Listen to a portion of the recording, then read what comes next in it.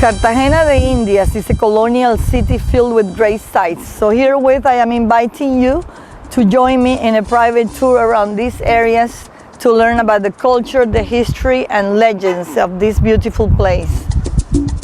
This hill is called La Popa because when the Spaniards were approaching the bay, they found from afar this hill looked to them like the stern of a ship, and a stern is popa, it's what we call popa in Spanish. So they started calling it like that. Looks like La Popa, La Popa, La Popa, and we have kept that name since colonial days. This is the monastery of Our Lady of the Candle, founded by the Augustinian priests in 1606. This is the typical Spanish colonial style construction. The rooms around the courtyard, a water well, this water well in the middle of the courtyard, the arcades, those are all typical elements of the Spanish colonial style.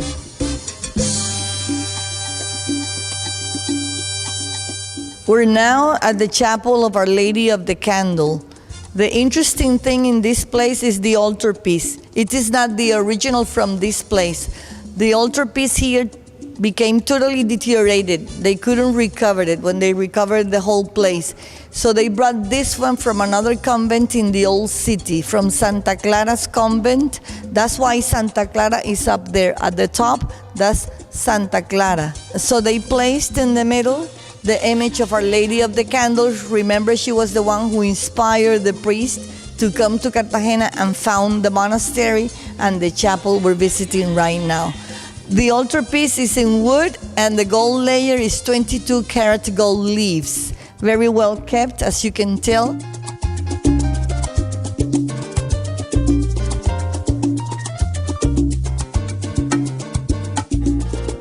This is San Felipe de Barajas Fort, the largest fortification built in Latin America by the Spaniards in colonial days.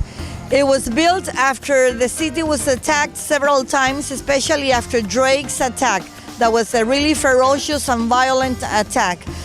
It was when the Spanish crown became aware of the necessity of fortifying the city. Then they started here. This highest part here that we call the bonnet was the first part to have been built 1656. After the French attacked the city and took the city in 1696, they expanded it that way. And after that, then the British Crown sent an expedition of 186 vessels and about 23,000 people, and they almost took the city. They finally did not take the city, but they represented a threat. The Spanish Crown realized that the city had weak points that they needed to reinforce, so they expanded the fort even more that way. All together, they took more than 100 years to build this fort.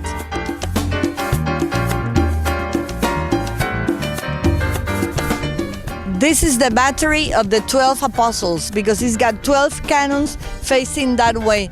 This was the last addition made on the fort in 1762. After Vernon attacked it, even though he couldn't take the city, the Spanish crown realized that this flank was defenseless, so they decided to add this battery to defend the city this way.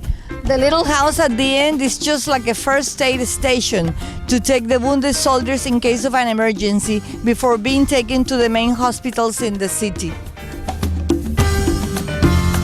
This is a customs plaza today. This used to be the commercial plaza in colonial days. This was the place where the fair took place, selling all the things brought from Spain and where they auctioned the slaves here in public. That used to be customs. The pier was just behind that building and everything would be unloaded by the pier and taken through customs. Today, this is the city hall. This is the church and the monastery of Saint Peter Claver.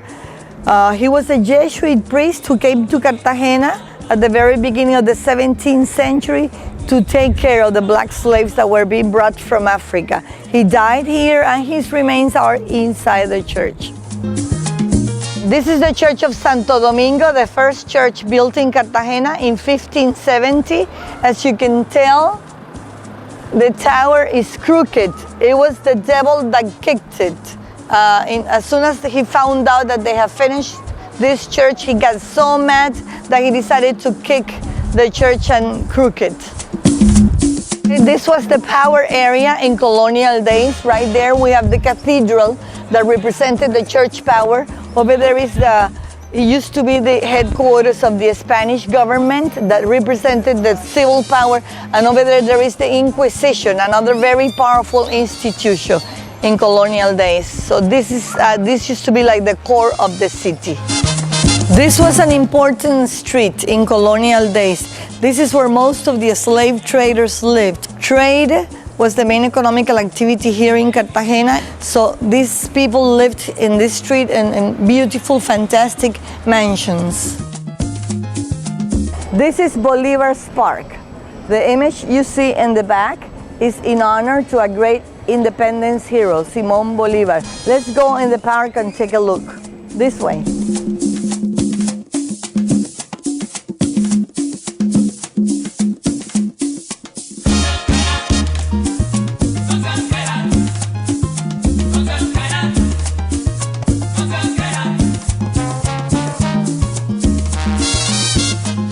Now we're going to go for a walk through the streets of Cartagena. They're beautiful streets with nice mansions, balconies, great sights all over the place.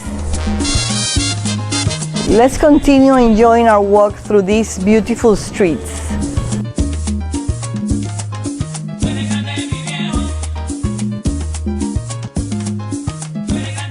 Okay, I hope you have all enjoyed Claudia's tour. And I hope you do come back someday again and bring all your friends. Thank you. Bye-bye.